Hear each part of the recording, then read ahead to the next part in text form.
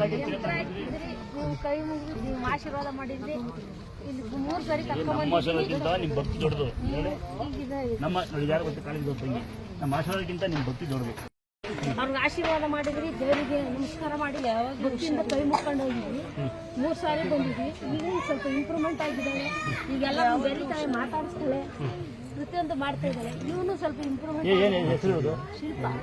ಶಿಲ್ಪ ಶಿಲ್ಪ ನೋಡ್ರಿ, ಯಾರೋ ಹಿಂಗೆ ಹುಷಾರಿಲ್ಲಂತ ಬಂದ್ರೆ, ಮನೋರೋಗ ಇದ್ರೆ, ಅವ್ರಿಗೆ ಬುದ್ಧಿ ಭ್ರಮಣ ಇದ್ರೆ, ಅವ್ರ ಬಗ್ಗೆ ಕೆಟ್ಟ ಮಾತಾಡೋ ಬದ್ದು ಆಡ್ಕೊಂಡು ಅಕ್ಕಪಕ್ಕ ಆಡ್ಕೋಬೇಡಿ. ಅವ್ರ ಮನೆಯವ್ರ ಬಗ್ಗೆ ನೆಗ್ಲೆಕ್ಟ್ ಮಾಡಬೇಡಿ. ಅಲ್ಲ ನೋಡಿ, ಇವತ್ತು ಮಾತಾಡ್ತಾ ಹೇಳಿ ಗ್ರೇಟ್ ಅಲ್ವಾ? ಸರಿ, ನಮ್ಮ ಮಗಳಿಗೆ ಎಲ್ಲ ಒಂದ್ಸರಿ ಜೋರಾಗಿ ನೋಡ್ಬಿಡೋಣ. ಈಗ ಆಗ್ಬಿಡಿ. ಅಣ್ಣ ಅನ್ನವಾ? ಅಣ್ಣನಾ? ಇಲ್ಲಿ ಬಂದಾದ್ಮೇಲೆ ಇವಾಗ ನಮ್ಮ ಪಾಪನು ಸ್ವಲ್ಪ ಆಟಾಡೋದು ಮಾತಾಡೋದು ಸ್ವಲ್ಪ ಇಂಪ್ರೂವ್ಮೆಂಟ್ ಆಗಿದ್ದಾನೆ. ಆಸ್ಪತ್ರೆಯಲ್ಲಿ ಮಾತಾಡ್ತಾ ನಿಲ್ಸ್ಬಿಟ್ಟಿದ್ದಾರೆ. ಇನ್ನೊಂದು ಮಾತ್ರ ಇದೆ. ಇವಳಿಗೂ ಎಲ್ಲ ಮಾತ್ರೆ ಎಲ್ಲ ಕಂಟ್ರೋಲ್ ಮಾಡಿದ್ದಾರೆ.